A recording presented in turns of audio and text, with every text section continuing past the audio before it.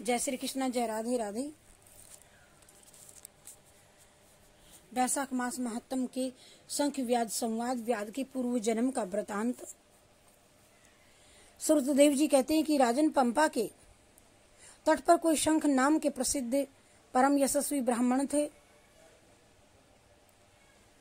वे परम यशस्वी ब्राह्मण जो बृहस्पति के सिंह राशि में स्थित होने पर कल्याणमयी गोदावरी नदी में स्नान करने के लिए गए और मार्ग में परम पवित्र भागीरथी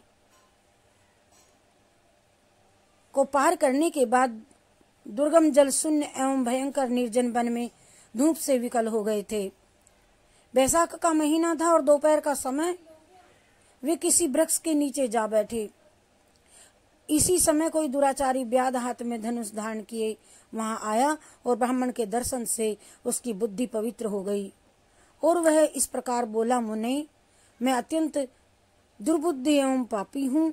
मेरे ऊपर आपने बड़ी कृपा की है, क्योंकि साधु महात्मा स्वभाव से ही दयालु होते हैं। वहां मैं नीच कुल में उत्पन्न हुआ व्याध और कहाँ मेरी ऐसी पवित्र बुद्धि। मैं इसे केवल आपका ही उत्तम अनुग्रह मानता हूँ। साधु बाबा, मैं आपका शिष्य हूँ, कृपा पात्र हूँ। साधु पुरुषों का समागम होने पर मनुष्य फिर कभी दुख को नहीं प्राप्त होता।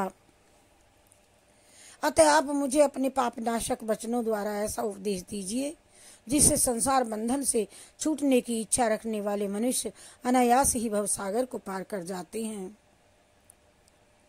साधु पुरुषों का चित्त सबके प्रति सम्मान होता है, समान बराबर होता है। वे सब प्राणियों के प्रति दयालु होते हैं। उनकी दृष्टि में न कोई नीच, न ऊंच, न अपना है, न पराया है। मनुष्य संतप्त होकर जब जब गुरुजनों से उपाय पूछता है तब तब वे उसे संसार बंधन से छुड़ाने वाले ज्ञान का उपदेश करते हैं। जैसे गंगा जी मनुष्यों के पाप का नाश करने वाली है, उसी प्रकार मूढ़ जनों का उद्धार करना साधु पुरुषों का स्वभाव ही माना गया है। और व्याध के ये वचन सुनकर शंख ने कहा, व्याध, यदि तुम कल्याण अपना चाहते हो तो वैशाख मास में भगवान विष्णु को प्रसन्न और संसार समुद्र से पार करने वाले जो दिव्य धर्म बताए गए हैं तुमको, उनका तुम पालन करो। मुनिश्रेष्ठ शंख प्यास से बहुत कष्ट पा रहे थे। दोपहर के समय उन्होंने सुंदर सरोवर में स्नान किया और युगल वस्त्र धारण करके मध्याह्न काल की उपासना पूरी की और फिर देव पूजा करने के पश्चात व्याध के लाए हुए श्रम हारी और स्वादिष्ट कैद का फल खाया उन्होंने। और जब वे खा पी करके सुखपूर्वक विराजमान हुए,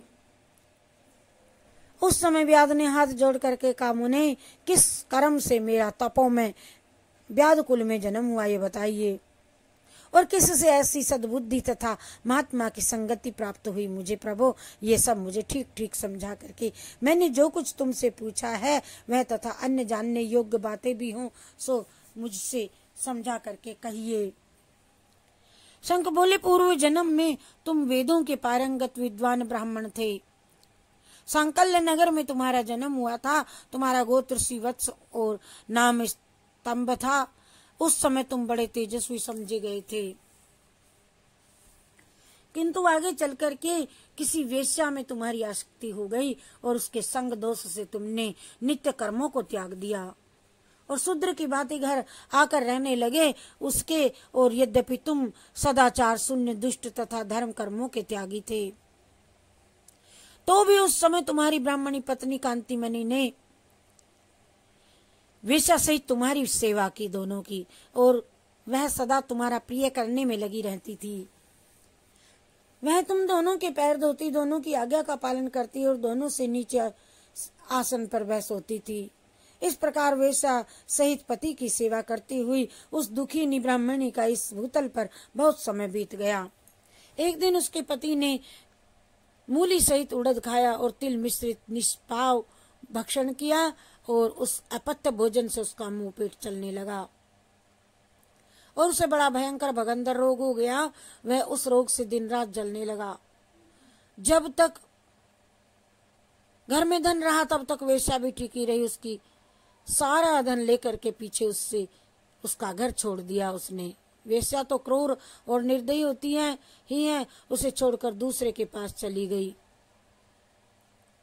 तब वह ब्राह्मण रोग से व्याकुलचित हो रोता हुआ अपनी स्त्री से बोला, री देवी, मैं वेश्या के प्रति आसक्त और अत्यंत निष्ठुर मनुष्य हूँ, तुम मेरी रक्षा करो। सुंदरी, तुम परम पवित्र हो, मैंने तुम्हारा कुछ भी उपकार नहीं किया है।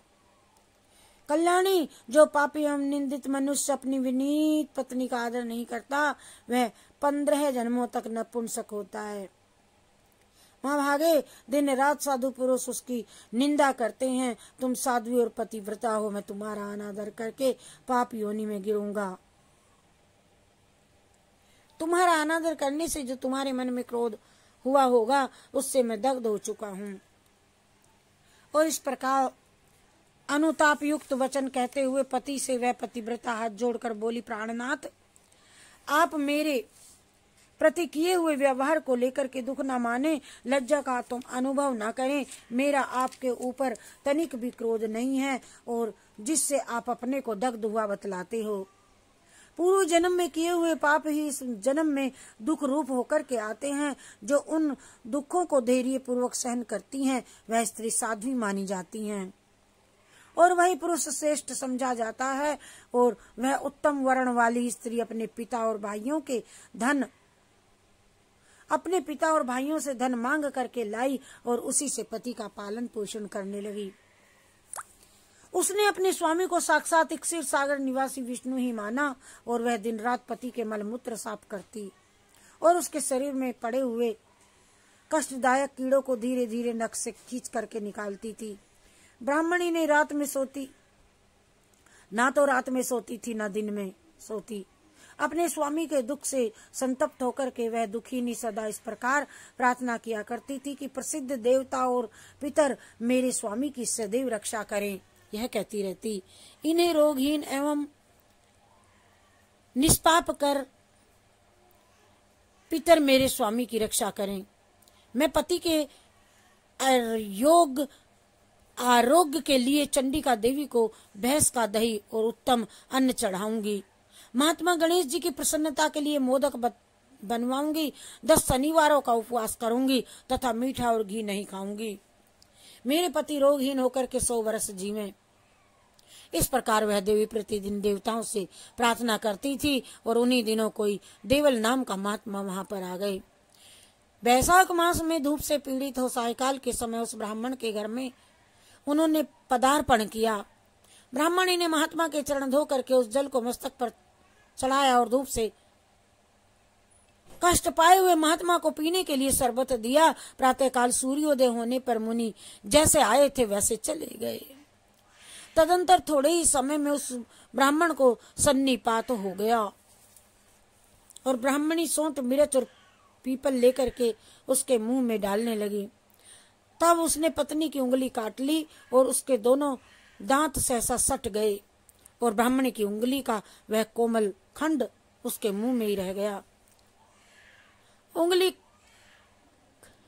काटकर उस वेश्या का ही चिंतन करता हुआ वह ब्राह्मण मर गया। तब उसकी पत्नी कांतिमती ने कंगन बेच करके बहुत सा ईंधन खरीदा और चिता बना करके वह साध्वी पति के साथ उसमें जा बैठी। उसने पति के रोगी शरीर का गाढ़ आलिंगन किया।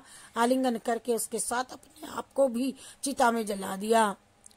शरीर त्याग करके वह सहसा भगवान विष्णु के धाम में चली गई, और उसने बेखानस वैशाख मास में जो देवल मुनि को शरबत पिलाया और उनके चरणोदक को शीश पर चढ़ाया था, इससे उसको योनि गम में परम पद की प्राप्ति हुई। तुमने अंतकाल में वेश्या का चिंतन करते हुए शरीर त्याग दिया, इसलिए इस घोर व्याध के शरीर में आए हो और हिंसा में आसक्त हो, सबको उद्वेग में डाला करते हो। तुमने वैशाख मास में मुनि को शरबत देने के लिए ब्राह्मणी को अनुमति दी थी। उसी पुण्य से आज व्याध होने पर भी तुम्हें सब सुखों के एकमात्र साधन धर्म विषयक प्रश्न पूछने के लिए उत्तम बुद्धि प्राप्त हुई है। तुमने जो सब पापों को हरने वाले मुनि के चरणोदक को सिर पर धारण किया था, उसी का ये फल है कि वन में तुम्हारा और मेरा आज संग मिला है। हरे रामा हरे कृष्णा कृष्णार्पण मस्तु, शिव अर्पण मस्तु।